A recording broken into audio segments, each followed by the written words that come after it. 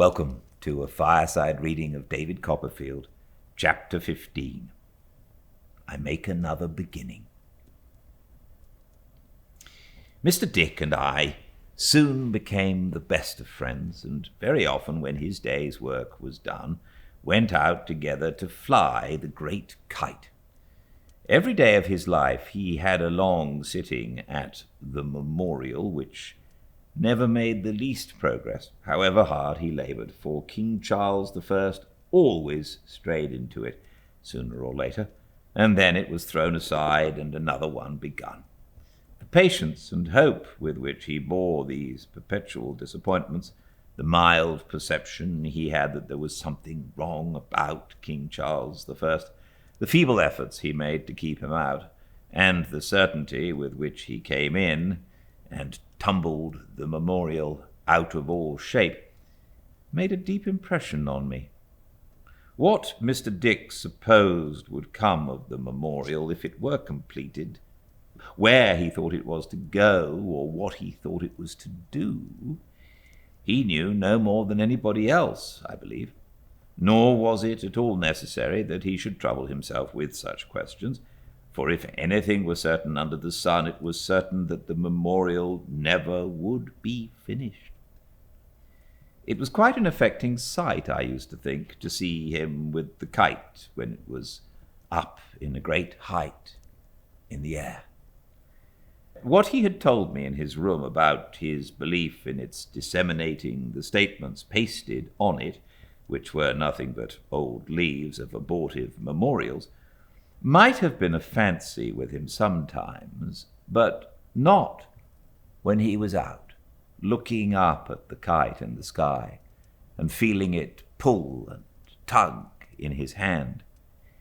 He never looked so serene as he did then, I used to fancy, as I sat by him of an evening on a green slope, and saw him watch the kite high in the quiet air, that it lifted his mind out of its confusion, and bore it, such was my boyish thought, into the skies. As he wound the string in, and it came lower and lower down out of the beautiful light until it fluttered to the ground and lay there like a dead thing, he seemed to wake gradually out of a dream, and I remember to have seen him take it up and look about him in a lost way, as if they had both come down together, so that I pitied him with all my heart. While I advanced in friendship and intimacy with Mr. Dick, I did not go backward in the favour of his staunch friend, my aunt. She took so kindly to me that in the course of a few weeks she shortened my adopted name of Trotwood into Trot, and even encouraged me to hope that if I went on as I had begun, I might take equal rank in her affections with my sister Betsy Trotwood. "Trot," said my aunt one evening when the backgammon board was placed as usual for herself and Mr. Dick, "we must not forget your education." This was my only subject of anxiety, and I felt quite delighted by her referring to it.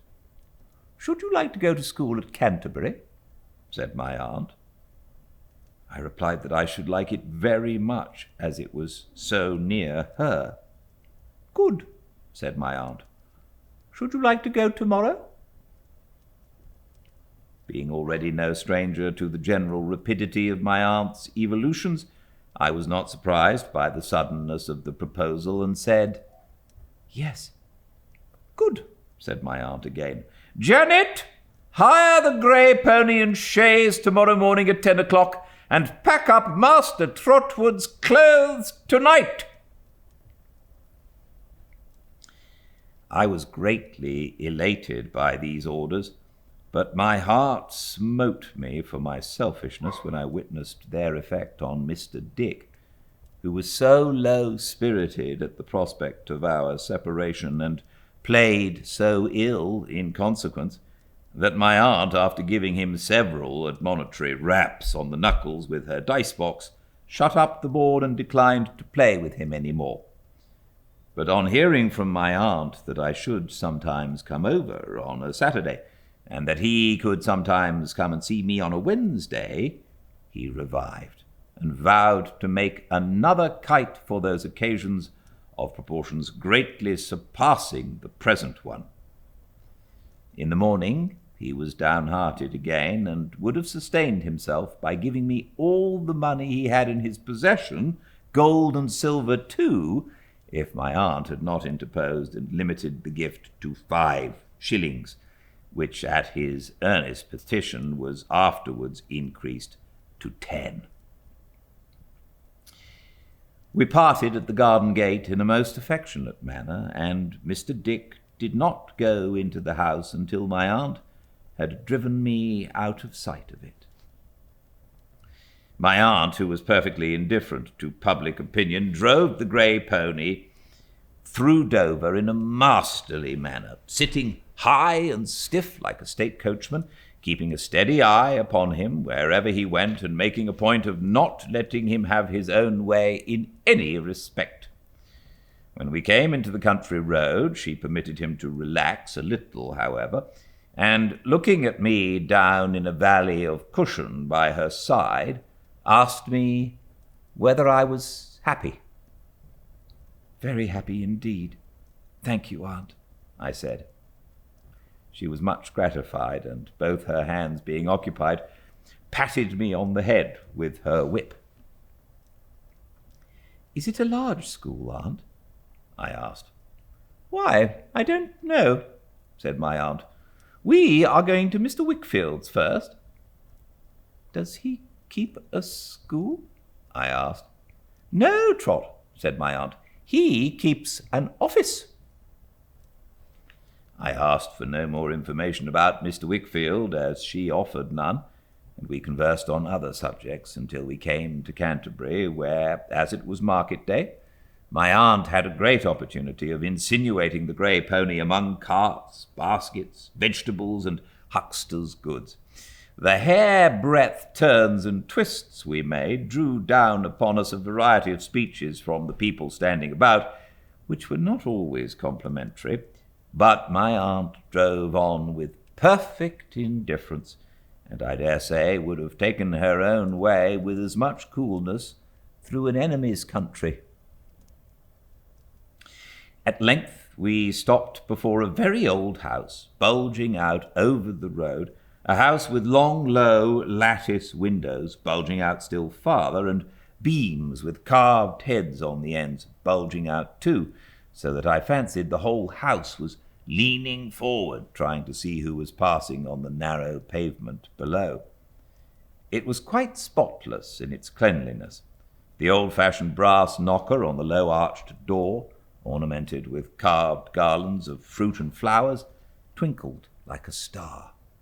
The 2 stone steps descending to the door were as white as if they had been covered with fair linen, and all the angles and corners and carvings and mouldings and quaint little panes of glass and quainter little windows, though as old as the hills, were as pure as any snow that ever fell upon the hills. When the pony chaise stopped at the door and my eyes were intent upon the house, I saw a cadaverous face appear at a small window on the ground floor, in a little round tower that formed one side of the house, and quickly disappear. The low-arched door then opened, and the face came out.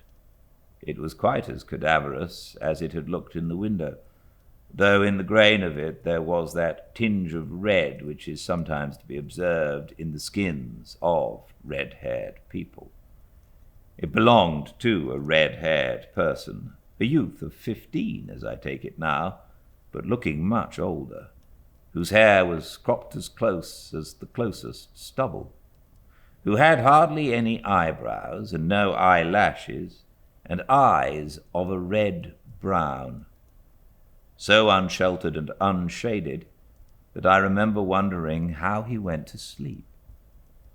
He was high-shouldered and bony, dressed in decent black, with a white wisp of a neckcloth, buttoned up to the throat, and had a long, lank skeleton hand which particularly attracted my attention as he stood at the pony's head, rubbing his chin with it and looking up at us in the chaise. "Is Mr. Wickfield at home, Uriah Heep?" said my aunt. "Mr. Wickfield's at home, ma'am," said Uriah Heep, "if you'll please to walk in there," pointing with his long hand to the room he meant. We got out, and leaving him to hold the pony, went into a long, low parlour looking towards the street, from the window of which I caught a glimpse, as I went in, of Uriah Heep breathing into the pony's nostrils, and immediately covering them with his hand as if he were putting some spell upon him. Opposite to the tall old chimney-piece were two portraits, one of a gentleman with grey hair, though not by any means an old man, and black eyebrows, who was looking over some papers tied together with red tape. The other of a lady with a very placid and sweet expression of face, who was looking at me.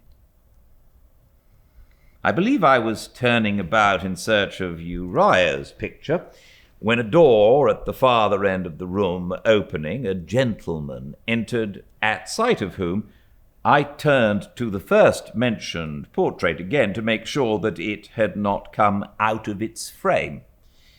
But it was stationary, and as the gentleman advanced into the light, I saw that he was some years older than when he had had his picture painted.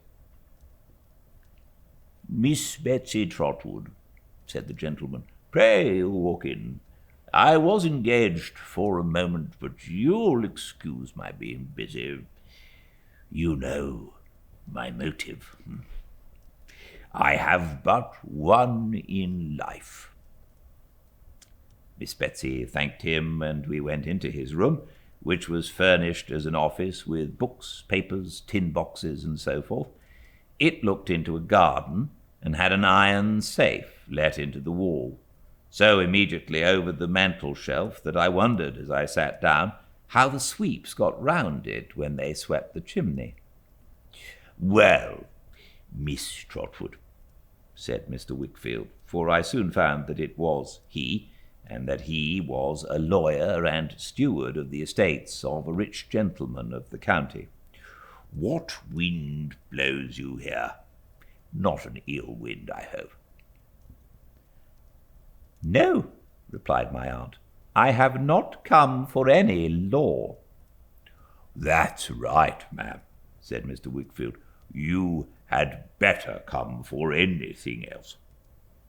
His hair was quite white now, though his eyebrows were still black. He had a very agreeable face, and I thought was handsome.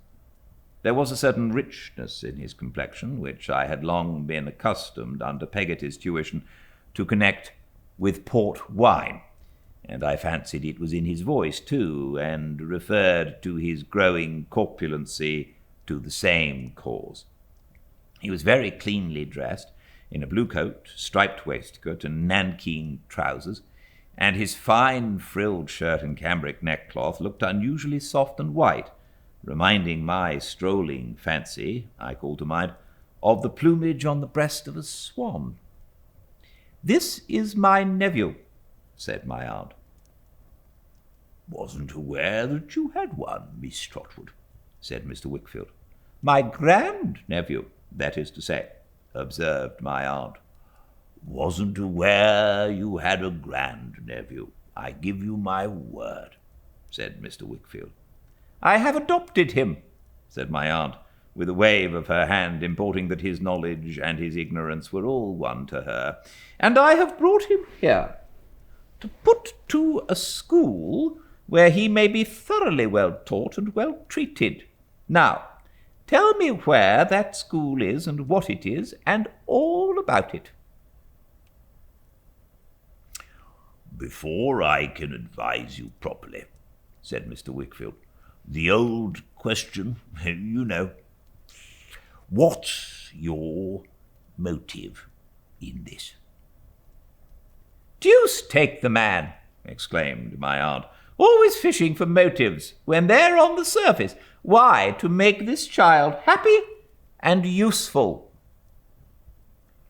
"It must be a mixed motive, I think," said Mr. Wickfield, shaking his head and smiling incredulously. "A mixed fiddlestick," returned my aunt. "You claim to have one plain motive in all you do yourself. You don't suppose I hope that you are the only plain dealer in the world?" "Aye, but I have only one motive in life, Miss Trotwood," he rejoined, smiling. "Other people have dozens, scores, hundreds. I have only one. There's the difference. However, that's besides the question. The best school. Whatever the motive, you want the best?" My aunt nodded assent. "At the best we have," said Mr. Wickfield, considering, "your nephew couldn't board just now." "But he could board somewhere else, I suppose," suggested my aunt. Mr. Wickfield thought. I could. After a little discussion, he proposed to take my aunt to the school that she might see it and judge for herself. Also to take her with the same object to 2 or 3 houses where he thought I could be boarded. My aunt embracing the proposal, we were all 3 going out together, when he stopped and said, "Our little friend here might have some motive, perhaps, for objecting to the arrangements. I think we had better leave him behind." My aunt seemed disposed to contest the point, but to facilitate matters, I said I would gladly remain behind, if they pleased, and returned into Mr. Wickfield's office, where I sat down again in the chair I had first occupied to await their return. It so happened that this chair was opposite a narrow passage, which ended in the little circular room where I had seen Uriah Heep's pale face looking out of the window. Uriah, having taken the pony to a neighbouring stable, was at work at a desk in this room, which had a brass frame on the top to hang paper upon, and on which the writing he was making a copy of was then hanging. Though his face was towards me, I thought for some time, the writing being between us, that he could not see me. But looking that way more attentively, it made me uncomfortable to observe that every now and then his sleepless eyes would come below the writing like 2 red suns, and stealthily stare at me for, I dare say, a whole minute at a time, during which his pen went, or pretended to go, as cleverly as ever. I made several attempts to get out of their way, such as standing on a chair to look at a map on the other side of the room and poring over the columns of a Kentish newspaper, but they always attracted me back again, and whenever I looked towards those 2 red suns, I was sure to find them either just rising or setting. At length, much to my relief, my aunt and Mr. Wickfield came back after a pretty long absence. They were not so successful as I could have wished, for though the advantages of the school were undeniable, my aunt had not approved of any of the boarding-houses proposed for me. "It's very unfortunate," said my aunt. "I don't know what to do, Trot." "It does happen, unfortunately," said Mr. Wickfield. "But I'll tell you what you can do, Miss Trotwood." "What's that?" inquired my aunt. "Leave your nephew here, for the present. He's a quiet fellow. He won't disturb me at all. It's a capital house for study, as quiet as a monastery and almost as roomy. Leave him here." My aunt evidently liked the offer, though she was delicate of accepting it. So did I.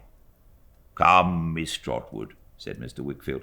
"This is the way out of the difficulty. It's only a temporary arrangement, you know.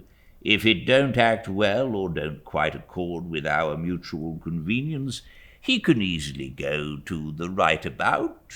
There will be time to find some better place for him in the meantime. You had better determine to leave him here for the present." "I am very much obliged to you," said my aunt, "and so is he, I see. But—" "Come, I know what you mean," cried Mr. Wickfield. "You shall not be oppressed by the receipt of favours, Miss Trotwood. You may pay for him if you like. We won't be hard about terms, but you shall pay if you will." "Oh, on that understanding," said my aunt, "though it doesn't lessen the real obligation, I shall be very glad to leave him." "Then come and see my little housekeeper," said Mr. Wickfield.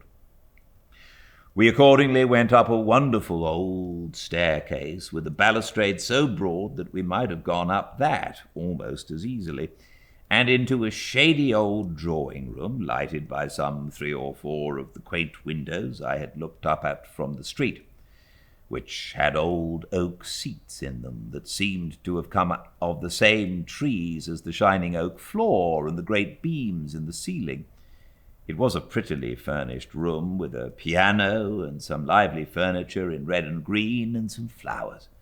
It seemed to be all old nooks and corners, and in every nook and corner there was some queer little table or cupboard or bookcase or seat or something or other that made me think there was not such another good corner in the room until I looked at the next one and found it equal to it, if not better. On everything there was the same air of retirement and cleanliness that marked the house outside. Mr. Wickfield tapped at a door in a corner of the panelled wall, and a girl of about my own age came quickly out and kissed him. On her face I saw immediately the placid and sweet expression of the lady whose picture had looked at me downstairs. It seemed to my imagination as if the portrait had grown womanly and the original remained a child. Although her face was quite bright and happy, there was a tranquillity about it, and about her a quiet, good, calm spirit that I never have forgotten, that I never shall forget. This was his little housekeeper, his daughter Agnes, Mr. Wickfield said. When I heard how he said it and saw how he held her hand, I guessed what the one motive of his life was. She had a little basket trifle hanging at her side with keys in it, and she looked as staid and as discreet a housekeeper as the old house could have. She listened to her father as he told her about me with a pleasant face, and when he had concluded proposed to my aunt that we should go upstairs and see my room. We all went together, she before us, and a glorious old room it was, with more oak beams and diamond panes and the broad balustrade going all the way up to it. I cannot call to mind where or when in my childhood I had seen a stained glass window in a church, nor do I recollect its subject, but I know that when I saw her turn round in the grave light of the old staircase and wait for us above, I thought of that window, and I associated something of its tranquil brightness with Agnes Wickfield ever afterwards. My aunt was as happy as I was in the arrangement made for me, and we went down to the drawing-room again, well pleased and gratified. As she would not hear of staying to dinner, lest she should by any chance fail to arrive at home with the grey pony before dark, and as I apprehend Mr. Wickfield knew her too well to argue any point with her, some lunch was provided for her there, and Agnes went back to her governess, and Mr. Wickfield to his office. So we were left to take leave of one another without any restraint. She told me that everything would be arranged for me by Mr. Wickfield, and that I should want for nothing, and gave me the kindest words and the best advice. "Trot," said my aunt in conclusion, "be a credit to yourself, to me, and Mr. Dick, and heaven be with you." I was greatly overcome, and could only thank her again and again, and send my love to Mr. Dick. "Never," said my aunt, "be mean in anything. Never be false. Never be cruel. Avoid those 3 vices, Trot. And I can always be hopeful of you." I promised as well as I could that I would not abuse her kindness or forget her admonition. "The pony's at the door," said my aunt, "and I am off. Stay here."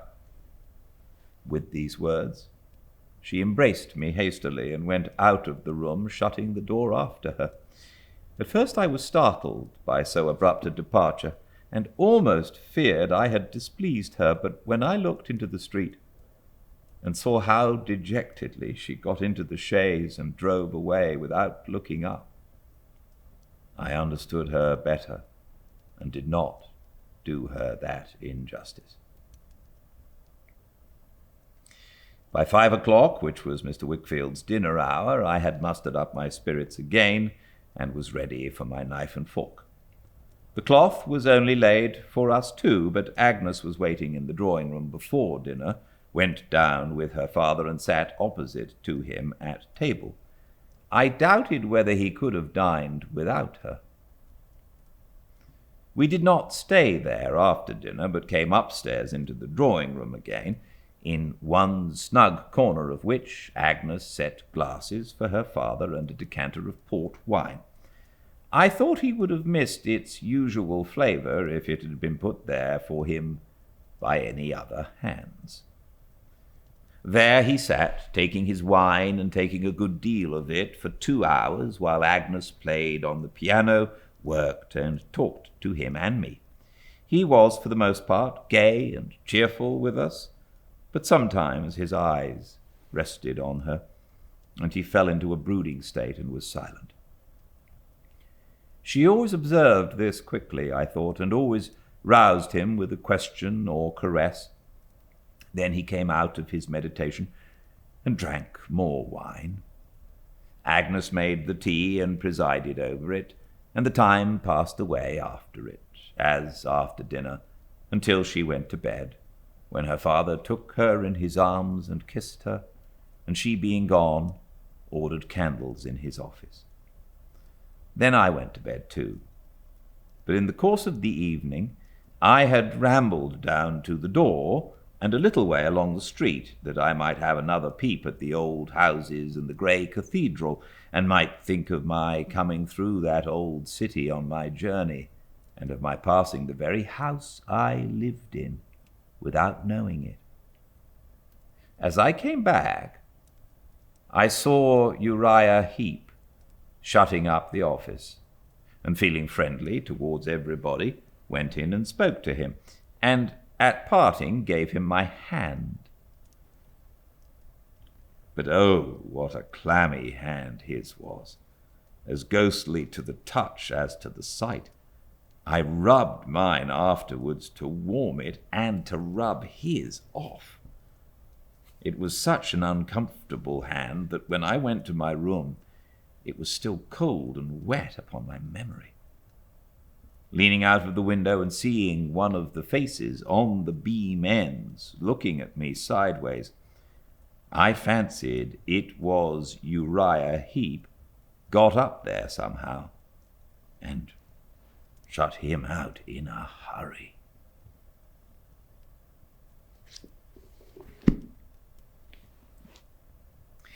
Well, with the exception of Uriah Heep, things are looking up for David. I wonder what's going to happen with Uriah Heep, however. Thanks you so much for joining me. My name's Gildart, and this is Fireside Reading. I hope you enjoy it. And please join me again. I read every day at 5 Pacific at Fireside Reading on Instagram, and all the chapters are uploaded to the YouTube channel Fireside Reading. Until I see you tomorrow, please stay very well. Good night.